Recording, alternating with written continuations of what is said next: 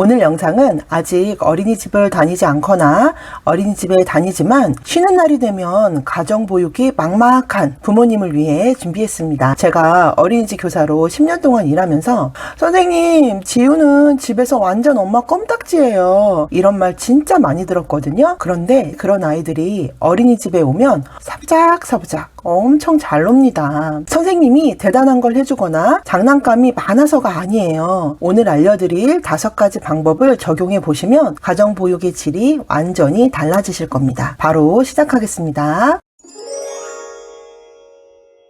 자유놀이, 완벽하게 놀아주려 하지 마세요. 어린이집에서 아이들이 가장 많은 시간을 보내는 게 바로 자유놀이 시간입니다. 교구장에 준비된 놀잇감을 아이가 스스로 골라서 주도적으로 노는 시간인데요. 교사는 관찰자이자 조력자일 뿐 아이들이 스스로 놀게 둡니다. 집에서 부모가 너무 열심히 놀아주거나 놀이를 리드하다 보면 부모님은 결국 지치고 아이들은 점점 의존적이 되고 스스로 노는 시간이 짧아져요. 어떤 블록 사야 해요? 하고 정말 많이들 물어보시는데요. 24개월 미만 영아들은 소근육 발달 수준이 진짜 에바에예요. 아이들 발달 수준에 안 맞는데 유명하다고 덜컥 사면 결국 먼지만 쌓이는 짐이 됩니다. 대표적으로 힘 조절을 하지 않아도 착착 붙어버리는 자석 블록을 너무 일찍 주게 되면 어떻게 될까요? 아이가 손가락 힘을 조절할 기회를 잃어버립니다. 조심조심 쌓으면서 스스로 힘을 조절하는 연습을 충분히 시켜주는 게 쌓기놀이의 핵심이에요. 블록이 와르르 무너지면 아이는 왜 무너졌지? 생각하면서 인지 능력을 키우고 다시 쌓으면서 소근육을 발달시킵니다.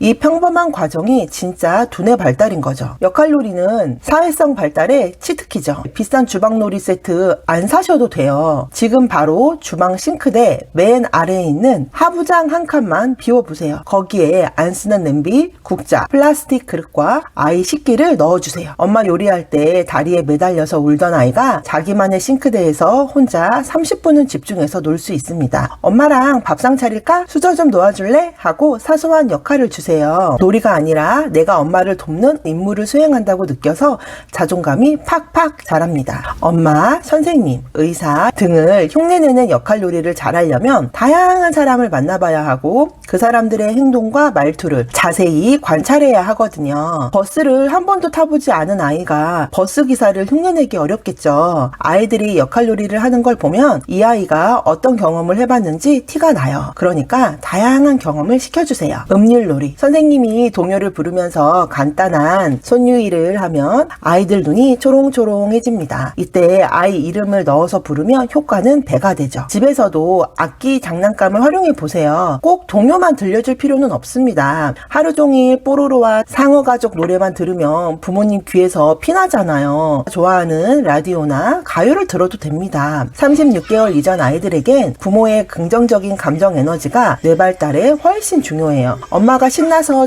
흥얼거리면 아이도 행복해집니다. 단 잠들기 전에는 같은 자장가만 반복해주세요. 나중에 그 음악만 나오면 뇌가 알아서 아, 잘 시간이구나 하고 하품을 하기 시작합니다. 수면 교육이 100배는 쉬워져요. 미술놀이. 우리 아이는 아직 구강기라 뭐든 입으로 가져가서 미술놀이 못해요 하시는 부모님들, 전지나 신문지, 색상지 깔아놓고 붓에 물만 묻혀서 끼적여 보세요. 물이 다 종이색이 변하는 흔적을 보는 것만으로도 영아기 아이들은 엄청난 호기심과 성취감을 느낍니다. 그리고 18개월이 지나면 가위질을 알려주세요. 싹둑 하고 잘리는 손맛을 정말 좋아합니다. 또 색종이, 휴지심, 택배 상자에 끼적이고 테이프를 붙이고 마음껏 만지게 해주세요. 결과물이 아무리 엉성해도 거실 한 구석에 꼭 전시하고 가족들이 모두 보게 하시고요. 가족들의 칭찬에 아이 자존감이 하늘을 찌르게 될 겁니다. 미술놀이는 예쁜 작품을 만드는 시간이 아니에요. 마음껏 표현하는 시간입니다. 감각 탐색놀이. 인스타 보면 다들 거창하게 오감놀이 해주던데 하고 죄책감 가지지 마세요. 치우기만 힘듭니다. 그냥 요리할 때 식재료를 조금 떼어주세요. 가지나 호박을 살짝 쪄서 식혀주면 부드러워서 아이가 자를 수 있고 만지면서 탐색을 할 수 있습니다. 안전하게 입으로 손으로 만지면서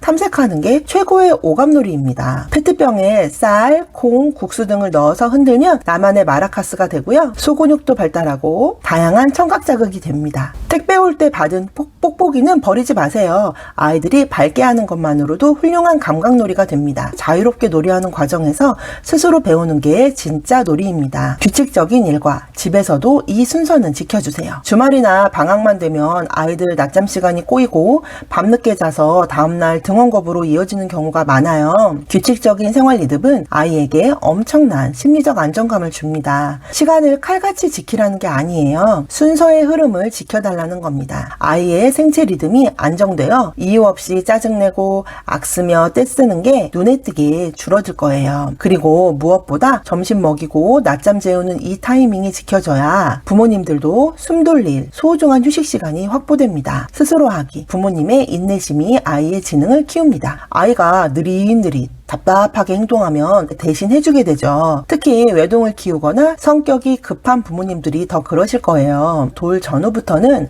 아주 사소한 심부름을 시켜보세요. 기저귀 휴지통에 버려줄래? 새 기저귀 한 개만 가져다 줄래? 부모님의 지시 언어를 귀담아 듣고 내 몸을 움직여 행동으로 옮기는 이 짧은 과정에서 아이들의 집중력과 언어 이해력이 폭발적으로 발달합니다. 양말 벗기, 신발 신기 같은 자조 능력도 처음엔 엉성하더라도 혼자 해볼 기회를 주세요. 지금 부모가 10분을 기다려 주셔야 나중에 유치원, 초등학교 가서도 스스로 알아서 하는 주도적인 아이가 됩니다. 신체놀이, 하루 30분 에너지를 발산해 주세요. 소근육만큼 중요한 게 대근육 발달이죠. 하루 최소 30분은 밖으로 나가 자연을 느끼게 해주세요.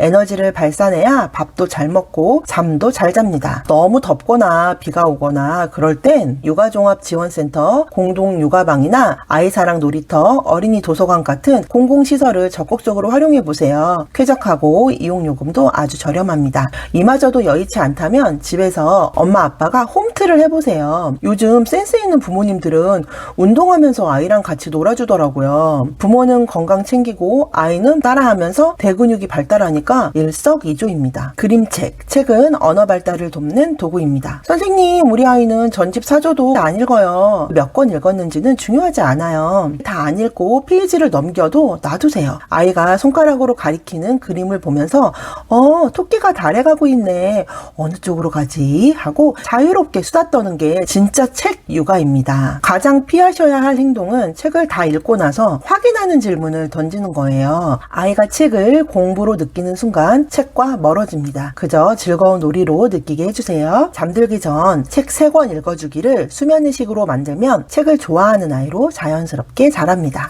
어린이집의 가장 큰 장점은 거창한 활동이 아니라 아이에게 꼭 필요한 발달 경험을 매일 규칙적으로 반복해 준다는 점입니다. 바로 그 반복이 아이의 언어 발달, 사회성, 자조 능력, 신체 발달, 집중력을 키워줍니다. 문화센터, 진보리, 몬테소리 센터 안 가셔도 됩니다. 가장 안전하고 편안한 환경인 집에서 오늘 알려드린 5가지 중에 딱 하나만 먼저 실천해보세요. 가정보육의 질이 완전히 달라지실 겁니다. 오늘 영상이 도움이 되셨다면 구독과 좋아요, 알림 설정까지 꾹 눌러주시고요. 어린이집이나 육아에 대한 궁금한 점이 있다면 언제든지 댓글로 남겨주세요. 더 깊은 육아 소통을 원하시는 분들은 고정 댓글에 있는 카카오톡 오픈 채팅방 링크로 놀러오세요. 오늘도 육아하시느라 정말 수고 많으셨습니다. 다음 주에 만나요.